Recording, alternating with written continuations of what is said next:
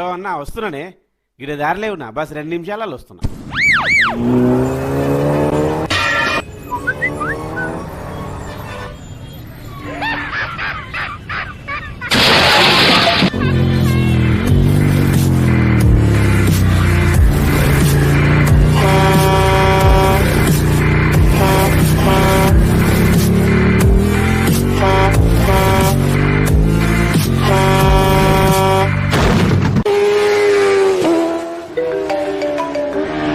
Darling, వస్తున్నా.